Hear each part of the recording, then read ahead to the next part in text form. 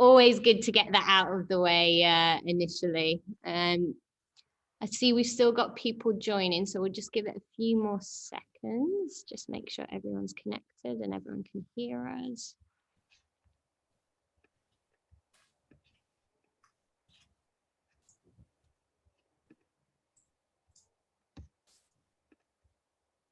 Right, okay, I can see the numbers are still rising slightly, but I am aware that people may be taking time out of their workday to listen to us. So we will make a start, and I promise that we will try and keep this all as brief, but hopefully still as informative as possible for everyone. I just want to say good afternoon for everyone that's logged on and joined us today. I hope that everyone is well. And I also want to start by saying a big thank you to everyone who's joining us live on the webinar right now. I know how hectic the working day can get, and the topic that we're covering today is one that's very close to our hearts here at Safe Hands and Benepul. And it's really great to see this subject is resonating with so many others as well. Just very briefly before we get into our core topic of the day and introduce our guest speaker and expert, I just wanted to take a couple of minutes to firstly introduce myself for those of you that haven't met me before, and the group of companies that I represent and who ultimately are responsible for arranging the session today. So my name is Rebecca. I'm a nurse by background. I'm the co-founder of Safe Hands, which is the company logo you can see in the bottom corner of the screen there. And I'm also one of the wellness and benefits managers at Benepul, which is the second logo that you can see in the corner of the screen there. Just to introduce those two companies, Safe Hands as a business are a first aid and corporate wellness company, which many of you may already be familiar with. One of our USPs is that we hire only the best qualified nurses and wellness experts in the region, one of which I have on the call with me today. I don't know where she is for everyone else in terms of your screen and how it's working, but she's here for me. Kerry, if you want to give everyone a wave there. Yeah, so maybe say hello so I can pop up maybe. Hi everyone. Yeah, that's it, get your face showing. So Kerry's going to be helping me collate everything behind the scenes. She's one of our senior wellness experts at Safe Hands. And as a business, we run comprehensive wellness strategies for our clients with an aim to increase health, increase engagement around health and wellness activities in your businesses, and also reduce medical insurance claims as well. Some of you on the call today may be a client of Benepul, and the name of that company itself stands for two things: benefits and people. And as an entity, we deal with anything and everything benefits related, from medical insurance all the way through to general insurances. If you are here as a Benepul client today, you may be able to take advantage of a Safe Hands wellness plan on a completely complimentary basis as part of your benefits package. And a lot of clients avail our services in that way. And we also run comprehensive wellness strategies on a direct paid basis for our larger international clients as well. If you have any questions about our services or your entitlement to them as a client, please be sure to get in touch with us following the webinar. We'll make sure both myself and Kerry's contact details are circulated. But for now, I want to get to the good stuff. October marks Breast Cancer Awareness Month, and across our group of companies, we try and raise awareness around this topic every single year. We want this session to be as interactive as possible, so please feel free to ask any questions throughout the webinar today. You can pop these in the comments box below, in the chat box below, or in the Q&A section. Kerry is going to be collating all of your comments and all of your questions throughout, and we'll make sure that we allocate some time to answer those at the end of the presentation. Now that I've got the introductions out of the way in terms of Safe Hands and Benepul and the people arranging the session, I'm going to hand you over to our expert now today. We've got on the call with us Dr. Dana, who is the consultant breast radiologist and the department head of breast imaging at Health Bay Polyclinic. We've actually partnered with her before to deliver education around breast cancer. And I can vouch for the fact that she's amazing at what she does. She's extremely passionate, and we're very privileged to have her here today to provide this talk and answer all of your questions. So without further ado, I'm going to hand the floor over to you, Dr. Dana, and thank you so much for joining us. Thank you so much, Rebecca, for that lovely introduction. I really appreciate it. It means a lot to me. And good afternoon, everyone. Thank you so much for attending this session today. We really do appreciate your interest, and hopefully you'll get something out of this that you can share with your friends and family. And can you see my screen right now? Good. All right. So just get right into it. So it is Breast Cancer Awareness Month, very important topic in today's community. And I think most people involved in healthcare and with breast cancer in particular, our vision really is to have a world eventually without breast cancer. So on today's talk, the outline is just to discuss what is breast cancer. Just give you some statistics just to validate the fact that it's such a huge problem in our community and globally. Give you some tips about breast self-awareness and what does it even mean to be breast self-aware. I'd like also to discuss the process of screening, what to expect if you're going to go in for your mammogram and or ultrasound. Some treatment options, some support and resources as well related to the topic. So what is breast cancer? And in particular, when you actually hear the term breast cancer, what does it actually mean to you? Have you heard of anyone who has gone through a diagnosis of breast cancer, be it a friend, family, or other member of the community? And breast cancer is such a big topic. It's very widely discussed, and it affects everyone globally from east to west. So on the left side of the screen, you can see there's a famous singer, a Lebanese singer called Elisa, and she was very brave a couple of years ago to share her journey being diagnosed with breast cancer. And on the right side, you have Angelina Jolie, who's all the way to the west of the world, and she was diagnosed with the BRCA gene mutation, which is associated with breast and ovarian cancer. And as many of us know, she elected to undergo a double mastectomy for prevention. So as you can see, it affects all of us.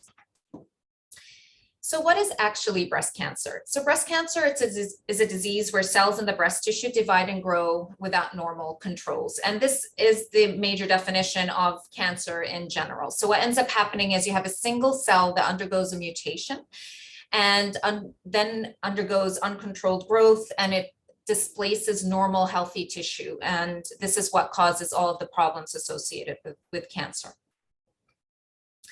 So when we look at breast anatomy, what are we actually interested in when we're looking at all of our screening and our imaging? So the breasts are comprised mainly of fibroglandular tissue, which is made up of the lobules of the breast, and that's the milk producing factories. You then have ducts, which carries the milk to the nipple. And then you have mainly fat as well in the breast. So and also the Cooper's ligaments, the suspensor ligaments that kind of keep everything together. So these are the three main components that we look at when we're looking at imaging. And cancer mainly arises out of the lobules or the ducts, and it's more common in the ducts. And as we all know, your breasts undergo so many changes in a lifetime. So how are you even going to know if they're normal or if there are abnormalities in the breast? But from puberty to your menstrual cycle, to pregnancy, to postmenopause, we just undergo so many changes over a woman's lifetime. So what actually causes breast cancer? So as we talked about, it's about uncontrolled growth, and there is a genetic mutation within the cell. But the gene mutation can either be spontaneous or it can be due to an inherited gene mutation. So several inherited mutations have been linked to breast cancer, including BRCA1 and BRCA2, which we've heard a lot about in the news and the media. And it's only been recently discovered. But it's also important to understand that inherited gene mutations associated with breast cancer only comprise about 5 to 10%. So most breast cancers diagnosed in women are actually not due to an inherited gene mutation. And in fact, 75% of patients who are diagnosed with breast cancer don't even have any known risk factors or family history. So why is this important? It's because we need to screen all women for this disease. And breast cancer is not one disease, it's actually a family of diseases. So these are very scientific terms that are up on the screen right now, but what's important to know is that there are lots of different kinds of breast cancer, depending on what type of cell undergoes the gene mutation and develops. So the most common, as we talked about, is the invasive ductal carcinoma. So it's cancer of the ducts. And less commonly, you can also have cancer of the lobules, which are the milk producing factories. And then you have less common types of breast cancer. They all have different prognoses and different treatment options. But it's also very important to understand that any changes in the breast, it doesn't mean that it's cancer. So if you do feel something in your breast, don't panic. Don't automatically think that it's going to be cancer or something really serious.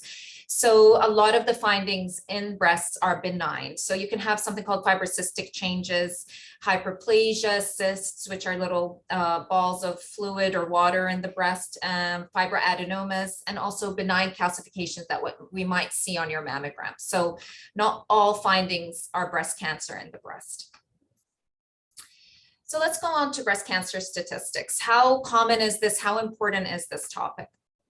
So if you look at global statistics from the WHO, somewhere in the world, a case of breast cancer is diagnosed every 19 seconds. So if you just stop for a moment and think about that, every literally 20 seconds, someone is diagnosed with breast cancer in the world. And unfortunately, a woman dies from breast cancer every 60 seconds. And that's mainly because a lot of the diagnoses of breast cancer come late.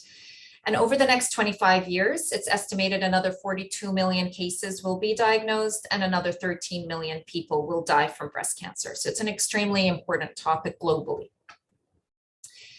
When you also look at age standardized incidence rates, so how often this happens in a particular period of time, you can see that in both males and females in a binary system, breast cancer is an extremely common and is the most common cause of cancer in females. I just want to stop for a second here, though, to just stress the point that breast cancer can occur in males. It's less common, but up to 1% of all breast cancers diagnosed do occur in males. And the males can actually carry the BRCA gene mutation as well. So it's not very commonly known, but males can also develop breast cancer. And then when you look at the mortality rates, which is the rate of dying from breast cancer, you can also see that compared to other common forms of cancer, it is the #1 cause of death as well. So what about in the UAE? Do we see a lot of breast cancer in the UAE? Well, when you look at both males and females, you can see that breast cancer comprises a significant portion of cancer diagnoses in the countries. And in fact, it's about 22.4%. It's the #1 cause of cancer in a single form compared to other forms of cancer. And when you look at females in particular, you can see that it's up to 40% of all cancer diagnoses in the UAE. So also in this country, it's a very, very big problem. So having said all this, we've established that it's a very big problem. It's a global problem. It's also a problem in our own community here in the UAE. So how can you help mitigate your risk factors? What does it mean to actually be breast self-aware? So breast self-awareness comprises knowing your risk, knowing what is normal for you, getting screened, and making healthy lifestyle choices. So it's a combination of a lot of different things. But what I'd like to stress, I'm a radiologist, I'm very biased, but the only proven way to improve outcomes with diagnosis of breast cancer is to get screened. And I just want you to stop for a second here and just think to yourself, what have you actually heard in your community about what increases the risk of breast cancer? What are some of the myths that are out there about getting screened, about mammograms, about the diagnosis of breast cancer? So There are a lot of risk factors that have been associated with breast cancer. So being female is the #1 risk factor. Having a family history of breast cancer can raise your risk. Being overweight or obese, especially after menopause, consuming large amounts of alcohol, and getting older. But what you can see here is that the 2 top risk factors for developing breast cancer are being female and getting older. So those are risk factors we cannot control. So knowing your risk also involves talking to your mother and father's family, if you can, about their family health history, and also talking to a doctor or breast radiologist about what your possible risk of developing breast cancer is. So when we look at who should we screen and when, and how do we actually even do a risk assessment? So there's a lot of models out there that have been developed over a big period of time using population data. So the most commonly used models to predict your lifetime risk of developing breast cancer includes the Gale model. And you can actually Google this yourself. It's a very simple 6 or 7 question survey. And it incorporates what your age is, menarche, which is the age at your first period, age at first live birth, and if you've had any previous biopsies with possibly atypical cells. There's another model which is more comprehensive and includes family history called the Tyrer-Krusik model. And the newer versions now incorporate breast density. So every woman that walks through the clinic at our clinic actually gets a complimentary risk assessment to see if they're getting screened with the right tools and also screening at the right age. And then there are other models as well, looking at the BRCA gene and certain alleles, because not everyone with the BRCA gene mutation has the same risk of developing breast cancer. It depends on the type of allele of the gene and the phenotype, which is how it expresses itself down the line. So when you walk in the door, we will take, this is the newest version. It's not very pretty, but it's very comprehensive. So the software will ask what your age is, your height, your weight, age at first live birth, etc. So a lot of different questions will be asked. And what's important to see here is that a lot of the questions that we're asking is related to your exposure to the hormone estrogen. So the earlier you get your period and the later you have your first child, or the later you have menopause, for example, the higher the risk of developing breast cancer. So a lot of the questions are related to that. We also ask about your mammographic density, or we do assess that on your mammogram, and we will ask a comprehensive family history in order to predict your lifetime risk of developing breast cancer. So why do we even do this? What's the point of doing this risk assessment and getting all of these numbers? So once you give all your risk factors and we assess your risk, if you have a less than 15% lifetime risk of developing breast cancer, you're considered low or average risk. So the average population risk is 12.8%. So if you're less than 15%, you're considered as low or average, and we treat you as such. If you are between 15 to 20% lifetime risk, and patients at this intermediate level of risk include if you have a personal history of breast cancer and you're going back to screening, strong family history, previous atypical cells, and also if you have dense breasts. So this is a very big topic in screening and mammography, and we'll talk a little bit more about that, and I'll show you some pictures of what that even means. And then if you're in the high risk category, you're considered a more than 20% lifetime risk. And this automatically includes patients who have a genetic mutation, such as the BRCA1 and 2, but there's also a lot of different types of gene mutations that have been linked with breast cancer. Also, if you've had a first degree relative who has been diagnosed with the BRCA gene or another gene mutation, we consider you high risk if you, for example, don't want to know your gene status or you haven't undergone gene testing. So we will treat you as high risk until you yourself undergo gene testing. And if you're negative, then you're back to the average lifetime risk. And another part of this as well that's not very known is if you, for example, been diagnosed with lymphoma when you were a younger age, a lot of these patients undergo external beam radiation therapy. So if you have undergone that, especially at a younger age, it does increase your lifetime risk of developing breast cancer, and we do treat you as high risk. So the next part of breast self-awareness is knowing what is normal for you. And it's important to know that it's important and okay to check your breasts and make sure you know what's normal for you and how your breasts feel. You and your doctor are your best chance of trying to find things as early as possible. So what I recommend to my patients is to check their breasts. And if you're still having your period, you check a few days after your period, once a month in the shower, just make it a habit. And then if you do notice any changes, it is important to report the changes to a doctor and see if any imaging is necessary for you. But again, if you feel something, don't panic, don't automatically assume that it's something serious. And we'll go through some of the changes that you may feel in your breasts. So some of the changes that you might feel are a lump or a mass in the breast or underneath the arm in the axilla. And especially if the lump is hard or fixed, that is more concerning than a lump that is mobile and smooth and just moves along with your hand.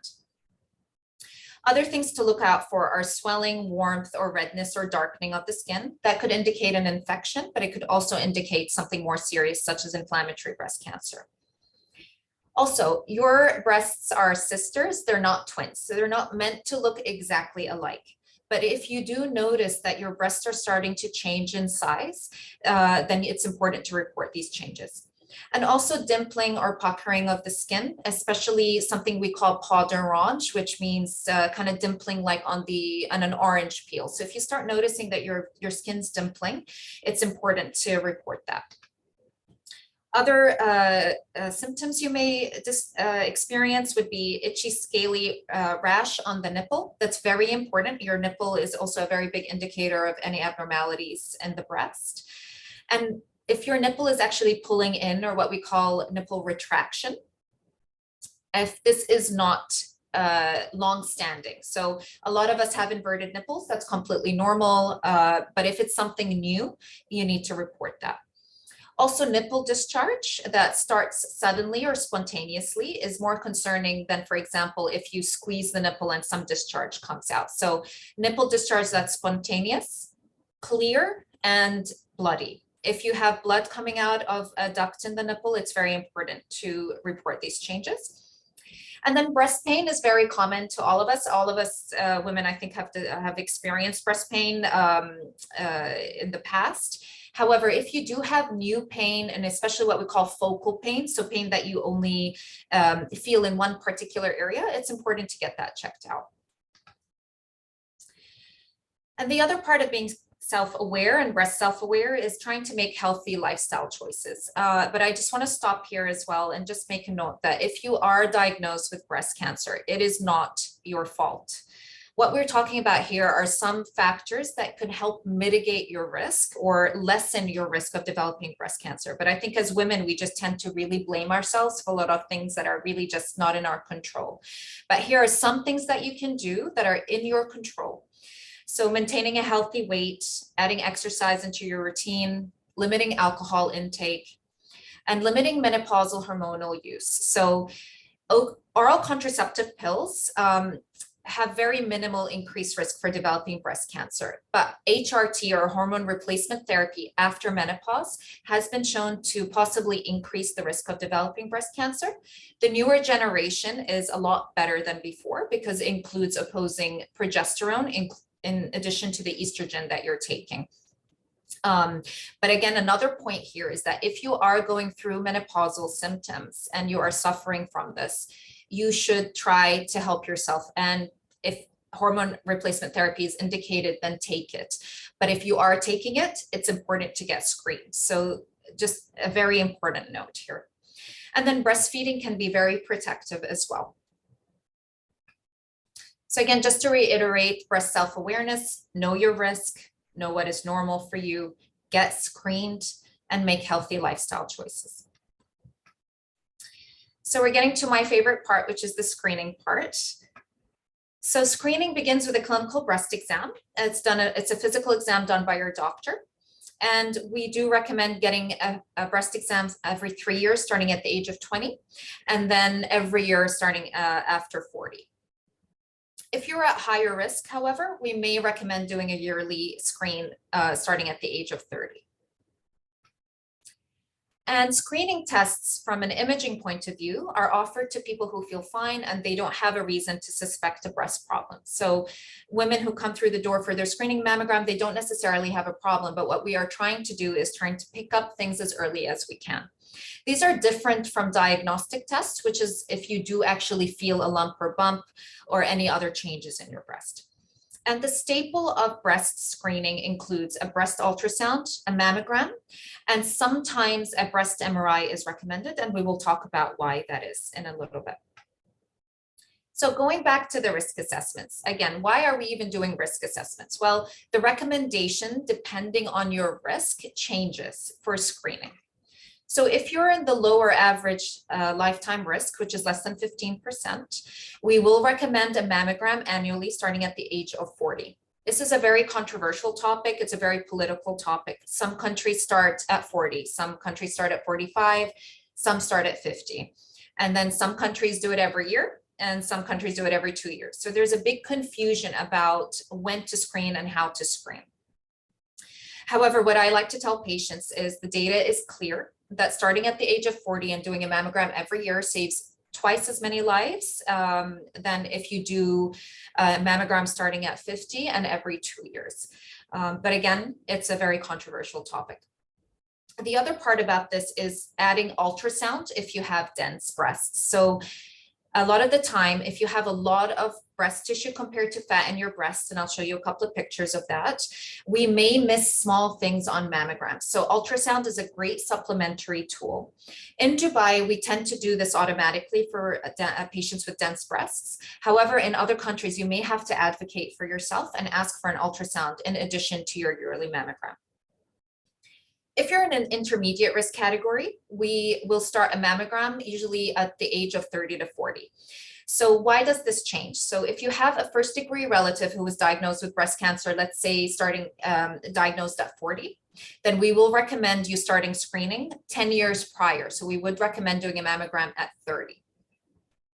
We tend not to do mammograms before the age of 30 just because of the radiation exposure, but the radiation exposure is very small in a mammogram. It's equivalent to about a 3-hour flight. So it's a very, very small dose, but we obviously as doctors try to minimize your exposure as much as we can. We'll add ultrasound if you have dense breasts. And MRI is very controversial in patients who are at intermediate risk. There's a lot of studies undergone right now trying to understand the value of MRI. And then there is a newer modality called contrast enhanced mammography that shows promise for intermediate risk women. And I'll show you a couple of pictures of that as well. And then if you're deemed at more than 20% high lifetime risk, which is high risk, we will recommend doing a mammogram, usually starting at the age of 30. In the UAE, we're a little bit more conservative. We tend to start at age 35. But again, if you have a first degree relative who was diagnosed very early, we may start 10 years prior. If you've had chest radiation, we may even start your mammogram at 25. That's the only exception to that rule where we tend not to do the mammograms for the age of 30. And then we'll add ultrasound if you have dense breasts. And then we may also recommend an MRI. So the guidelines in both Europe and America recommends an MRI in high-risk women, especially if they have dense breasts.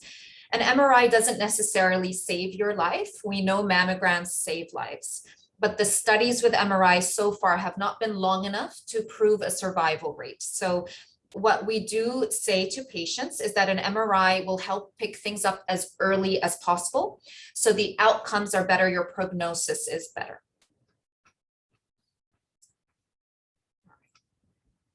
And when we are recommending all of these imaging tests, it's not done willy-nilly. We have very strict guidelines to recommend what screening test and what modality is needed for what patients. So this is the American College of Radiology guidelines, for example.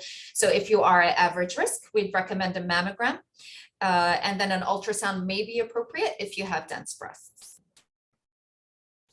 So what does a mammogram mean? What does it look like? What are you in for? We've all heard horror stories about mammograms and how painful they are and how uncomfortable they are. So mammography uses x-rays, and we may use the ultrasound in addition. So you'll come in, this is what a mammogram machine looks like. You'll have a technologist come in, and we will be compressing the breast. So we will position your breast onto the mammogram machine.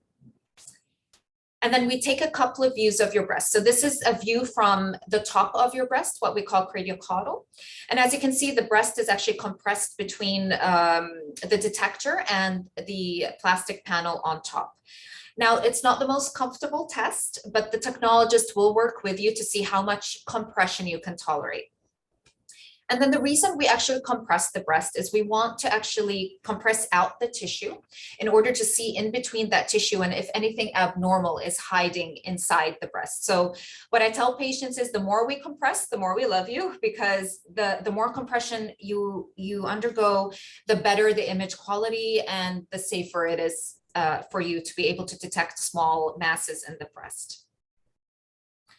This is the other view you'll undergo. It's called a mediolateral oblique view or on the low view. It's coming in from the side of your breast, and we take a little bit of the pectoralis muscle as well. So this is your pec muscle, and the dark shading in the image is the fat in your breasts.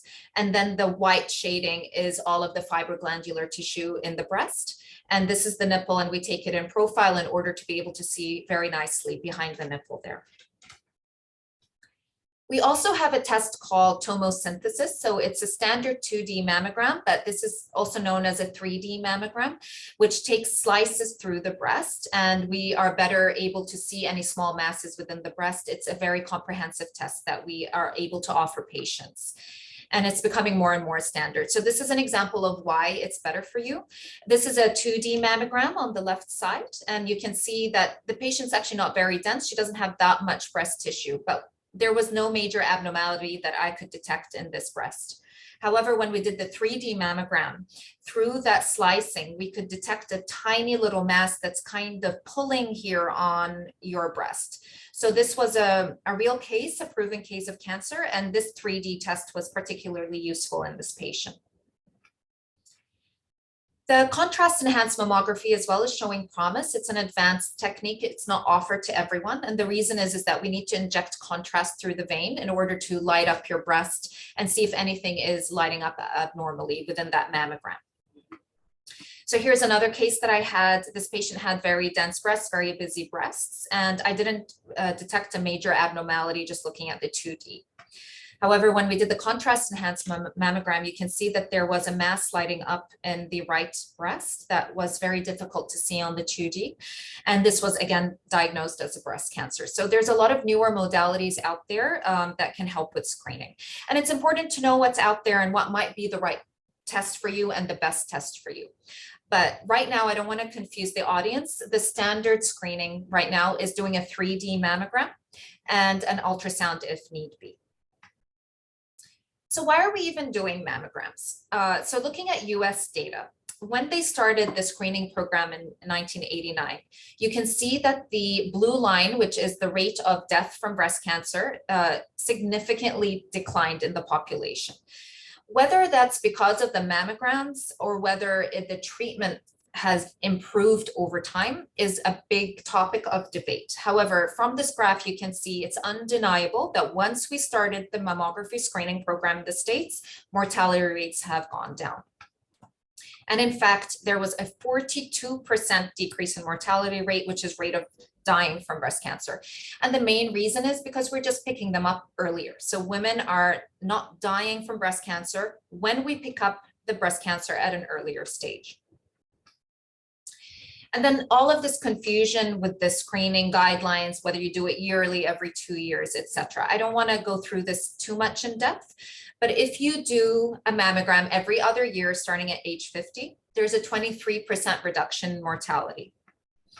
But if you go to the yearly, which is what most radiologists will recommend, starting at the age of 40, there is a 40% reduction. So almost double the amount of women are being saved. And then when we talked about the radiation dose, like we discussed a little bit earlier, it's equivalent to about 10 days worth of background radiation or a one-way flight, 3 hours in duration. So the dose from a mammogram is very small. It does concern a lot of people out there, but really there's absolutely no evidence to suggest that the radiation dose from a mammogram causes cancer or causes any other issues in the breast. So this is just a little picture about breast density, just to highlight again what that means. So half of the population are what we call fatty or scattered breasts. So it's again the ratio of breast tissue compared to fat in your breasts. It doesn't have anything to do with your cup size. It has a little bit to do with your weight, but not very much. It's mainly how you're born. And then 50% of us are born with heterogeneously dense or dense breasts. So that's a lot of breast tissue compared to fat in your breast ratio-wise. So again, why is this important? So there was a foundation started by Nancy Capello, who was an American PhD doctor. And unfortunately, Nancy was diagnosed with stage 3 cancer about a few months after she actually got her 2D mammogram done. So they unfortunately missed her cancer on her mammogram. So she campaigned in the United States to make density disclaimers law. So women out there should be informed that they have dense breasts and the fact that they may actually benefit from an ultrasound. And unfortunately, Nancy died last year from her cancer, but she remains a big figure in the breast world, and she did a lot to campaign for women out there, especially with dense breasts. So what is a breast ultrasound? And why is it helpful? So breast ultrasound uses sound waves. It doesn't use radiation. And in combination with mammogram, it can be a very useful tool, especially in women with dense breasts. So this is a real life case. I had a 49-year-old woman. She had left breast cancer and she had a mastectomy, which is removal of the breast. And she came to me to screen her right breast. So again, very dense breasts. You can see there's a lot of white compared to dark in the breast. And when I compared her mammogram, there wasn't much of a difference. However, when we did an ultrasound, we found a small cancer within the right breast that wasn't very easily detected on that 2D mammogram. And then I'd like to talk a little bit about MRI, which we would offer patients who are at high risk and especially with dense breasts. So breast MRI uses magnetic fields to create breast images. And we can use that in combination with all two other modalities. So the indications to get a breast MRI is if you're at high risk, you have a gene mutation, if you have a first-degree relative with a gene mutation, but you don't know your risk status, and then if you had had that radiation to the chest at an earlier age. And what I'd like to also state here is it's important to understand that the MRI doesn't replace the mammogram or the ultrasound, and I'll show you why in a little bit. So here was another real-life case that I had, women with dense breasts. No abnormalities detected. However, on her MRI, we managed to find a small cancer within the left breast, which was not detected under mammogram. So we developed guidelines based on randomized controlled trials. And one of the biggest trials that have come out in high-risk women with dense breasts is called the EVA trial. And what the EVA trial found was if you do a mammogram alone, we pick up about 5 in 1,000 cancers on screening. So this is only screening when a patient doesn't actually have an abnormality. If we add ultrasound, we pick up about 7 in 1,000. It wasn't included in this trial. If we added that 3D mammogram, we pick up around 10 in 1,000. And then if we add MRI, which is our most sensitive test, we pick up 16 in 1,000 cancers. Each modality has its strengths and its weaknesses. Not every modality can replace the other. But what's interesting is if you do a mammogram and MRI, it's just as good as getting a mammogram, ultrasound, and MRI. So there is some people advocating just to get the mammogram and MRI and being able to remove the ultrasound. But what I found was ultrasound is a very helpful tool to characterize different abnormalities in the breast. So let's say there was an abnormality in the breast. What next? So we would recommend getting an ultrasound or X-ray guided or MRI guided biopsy. So it's all image guided. And it's when we insert a very small device into the breast, very minimally invasive under image guidance, and we take a few samples to send to the lab for testing. So the biopsy is needed to make a diagnosis of breast cancer. It's normally performed by the breast radiologist, sometimes by the surgeon. And then if there is a diagnosis of breast cancer made, then we would next try to investigate what stage it is. If you've been screening, hopefully it would be at an earlier stage, and we can treat you as such, and you go back in the screening pool. So I would just like to pose this question to you, is that if you or your family or friends haven't been screened, why not? So in terms of treatment options, once a patient has been diagnosed with breast cancer, you'll undergo local treatment, for example, surgery. You might have mastectomy, which is removal of the entire breast. You might have a lumpectomy, which is partial removal. And then you may or may not have reconstruction. So for example, with an implant or a breast lift. If you've had a lumpectomy, we would usually recommend radiation. And then you may or may not require systemic treatments such as chemotherapy, hormonal therapy, and targeted biologic therapy, depending on the receptor status of the cells. And again, if your cancer is picked up as early as possible and it's as well differentiated as possible, you may not even need systemic treatment. So there's a lot of support out there for patients who've been diagnosed with breast cancer. There's a continuum of care model. You're going to have a team that's comprised of the breast radiologist, the surgeon, a radiation oncologist, an oncologist, and support nurses. So usually you'd undergo your screening. If you were diagnosed, you would undergo treatment. And once you're treated, you just go back into the follow-up care and back to the screening. So if we have a robust screening system, this is ideally the continuum care model. And I'd also like to stop here and just address some of the barriers that are stopping people from getting their mammograms and getting screened. So there's a lot of different psychological, economic, and social barriers, language barriers, your age, your financial situation, etc. But I'd like to concentrate on this idea of fear. A lot of patients are afraid to get their mammograms, either because it's painful, uncomfortable, or they just don't want to know. But what I like to tell patients is that mammograms should be empowering, that you are taking control of your health, you're loving yourself enough to come in and make sure that you get screened with the appropriate screening tools. Just like to highlight some resources out there. So we can all be a leader in breast cancer self-awareness and awareness out there in the community. So I really recommend talking to your family, friends, anybody you can, just kind of raising awareness to try to go get screened. And then there's also a lot of support groups out there. If you have been diagnosed with breast cancer, free support groups, including Breast Friends, Friends of Cancer Patients, Angels of Mercy. So if you are diagnosed, again, it's not your fault. There's a lot of support out there. There is a team behind you, and you will be very well supported and cared for. So just to review, breast cancer is a big problem in our community and globally. Know your risk. Know what is normal for you, get screened, and try to make healthy lifestyle choices. And I hope you share something today that you learned with someone you care about. And thank you so much for having me today. Just a little plug for our clinic. We are offering 50% off mammograms if you're self-pay. We have a really great women's package as well. If you'd like to come in, it would be our privilege to take care of you. And here's my wonderful team. And if there's any questions concerned, this is our direct WhatsApp number.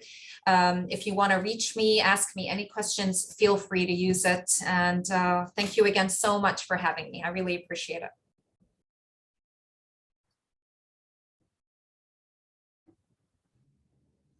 Thank you so much, Dr. Dana. That was amazing. I know that I found that beneficial as a previous healthcare professional. So I'm sure lots of people on the call today found it beneficial as well. I know that Kerry has been collating comments and questions. I saw that one came into the Q&A box there. Kerry, are you on the call to be able to go through any with Dr. Dana now? Yes, absolutely. Yes. Thank you as well, Dr. Dana. That was incredible and so informative. I think so informative that we just know so much about it now, and you put it so clearly to speak about it as well.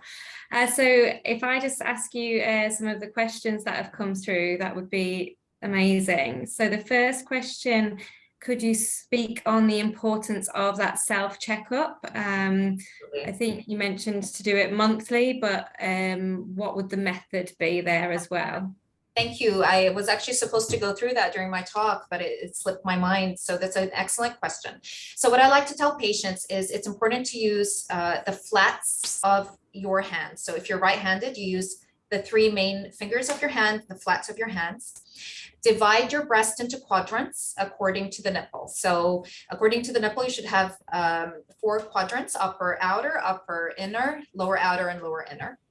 And then what also is important is to check using the flats of your fingers and start from the chest wall and kind of inch your way towards the nipple, because your breast is anchored on the chest wall.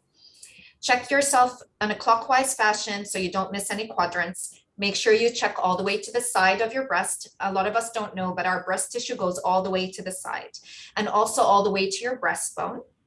And once you're done with that, you can inch your way up into what we call the axilla, or the underarm area, and just double check inside your underarm to make sure that there's no swelled lymph nodes or lumps or bumps in there as well.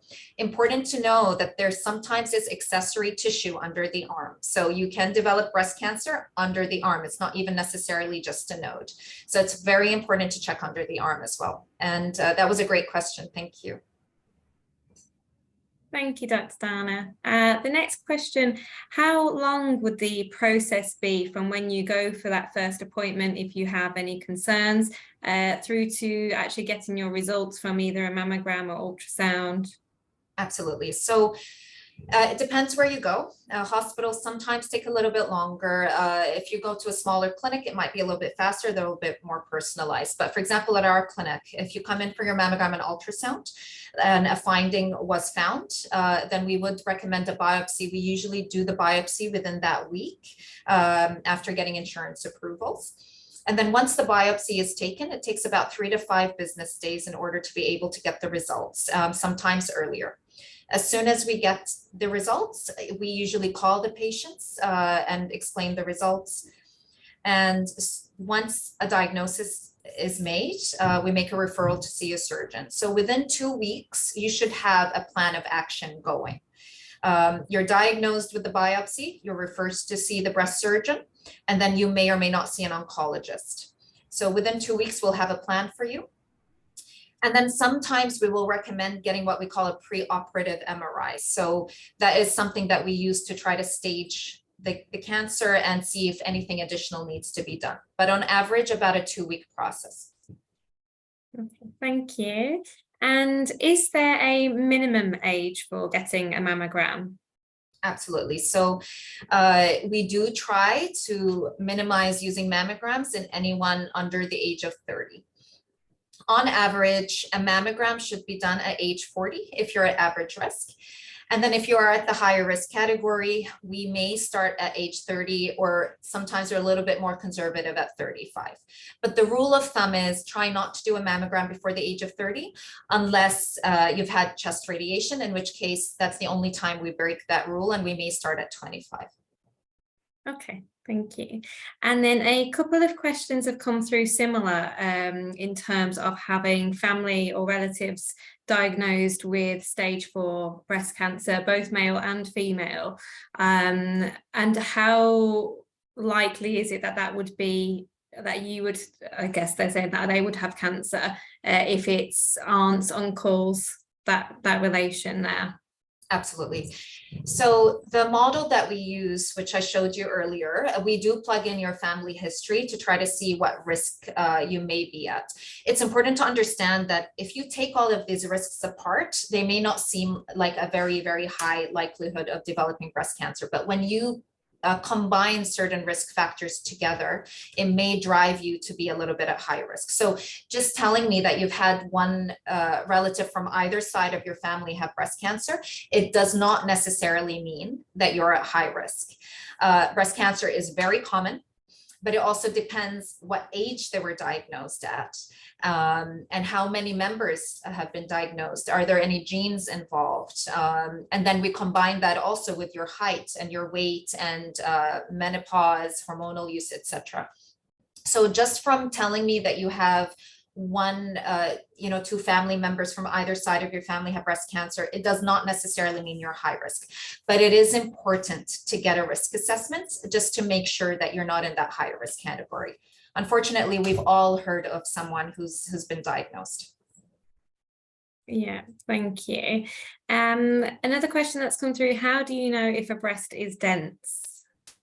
Very good question. The only true way to know is through your mammogram. So mammographic density is the definition of dense breast. So sometimes we can tell on ultrasound if you have dense breasts, and also MRI is a very good way to do it. But density in definition is diagnosed on a mammogram. And the younger a patient is, the more likely they are to have dense breasts. We do tend to lose a little bit of breast tissue with menopause, so that can also change over time. But on your mammogram, if you are told you have dense breasts, advocate for yourself to get an ultrasound. It's very important. Okay, thank you.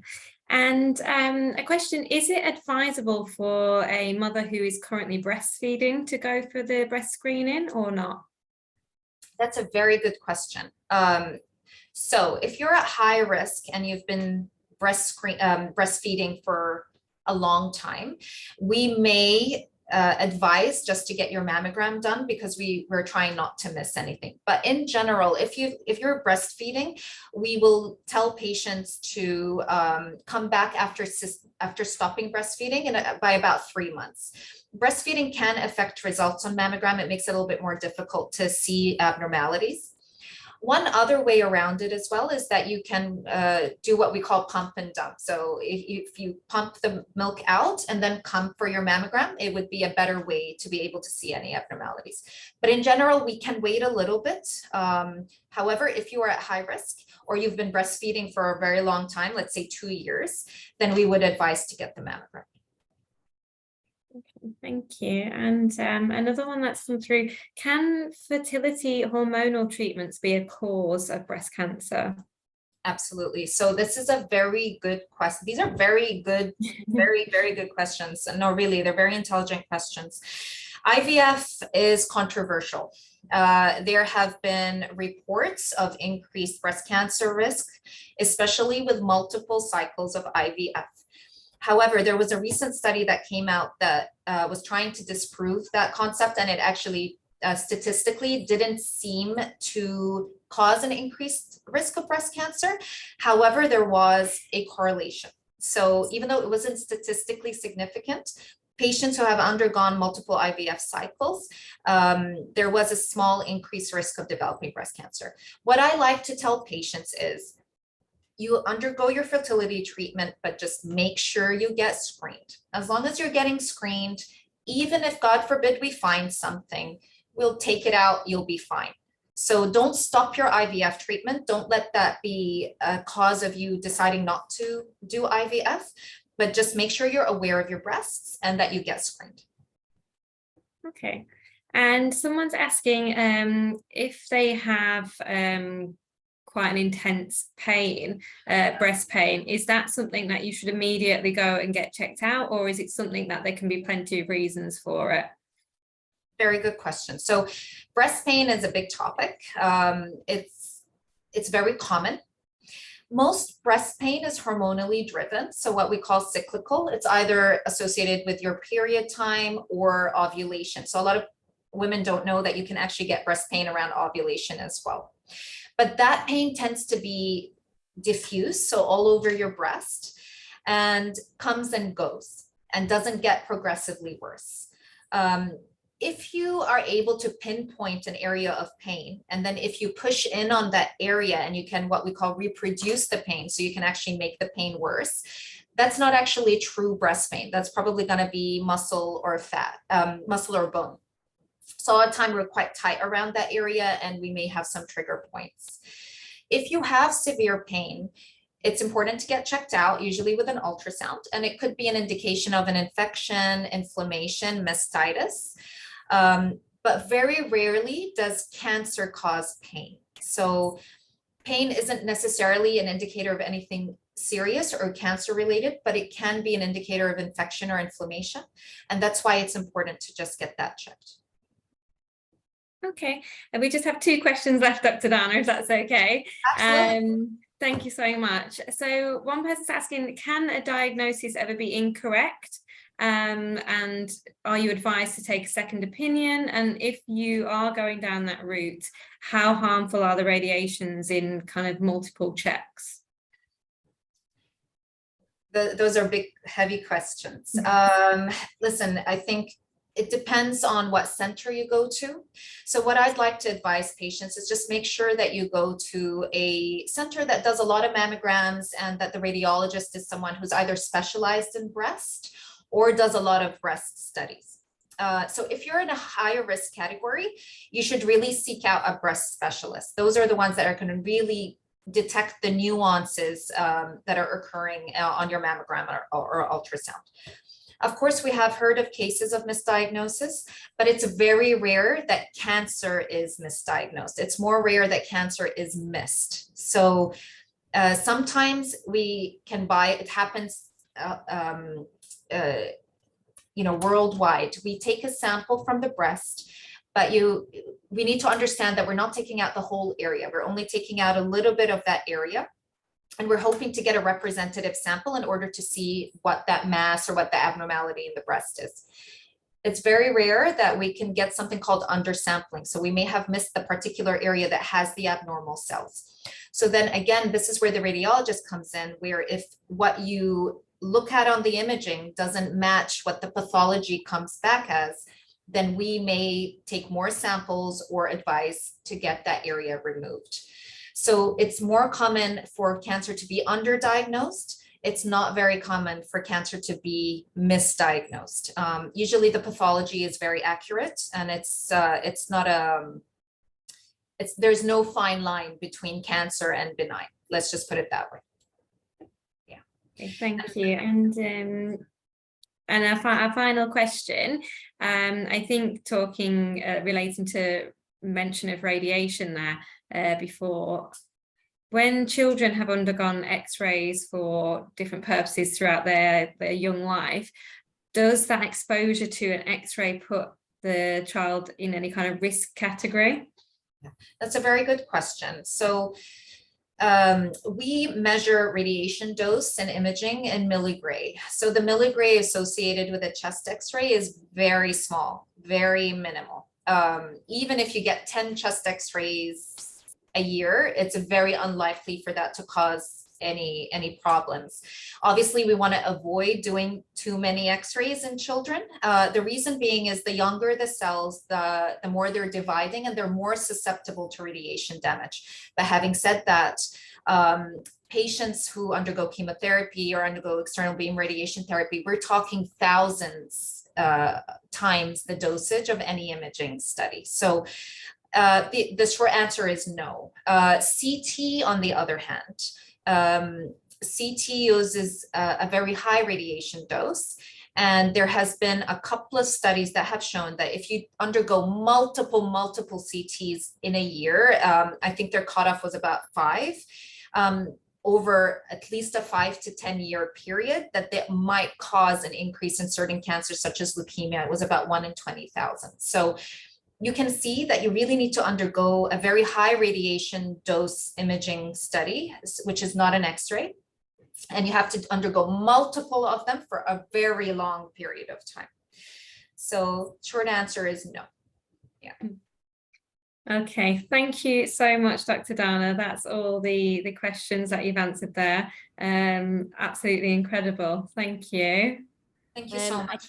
I think from our side, on behalf of Safe Hands, Benapol, I just want to say a huge thank you for joining us and sharing your insights, your thoughts, and providing us with the education around this topic. It's so important given the stats you've mentioned today. I'm just going to ask you one last question, Dr. Dana, and then we'll close out the webinar for today. What is the one piece of advice or key piece of information you want the attendees to take from today? Get screened. Honestly, get screened. Yeah. Okay. It's very important. Yeah, just seen too many cases, and a lot of them are very preventable. So I'm very passionate about that, and you know, get screened. Perfect. So you've heard it from the expert there. Please get screened. There are lots of offers going on throughout the course of this month. Dr. Dana's mentioned some at Health Bay. We're going to be circulating that information following the webinar today. We'll also circulate the contact details for Dr. Dana and our contact details as well. If you have any questions for Dr. Dana directly, I'm sure she'd like to receive those directly. But thank you so much to Dr. Dana and to you all for joining the webinar today. I think the fact that we've still got 75 attendees and we're at 16:01 in terms of time is testament to the amazing job you've done there, Dr. Dana. So thank you so much. And please get screened and yeah, reach out to us if you have any further questions. But for now, we'll let you enjoy your afternoon. Thanks very much, guys. Thank you. Bye. Thanks so much.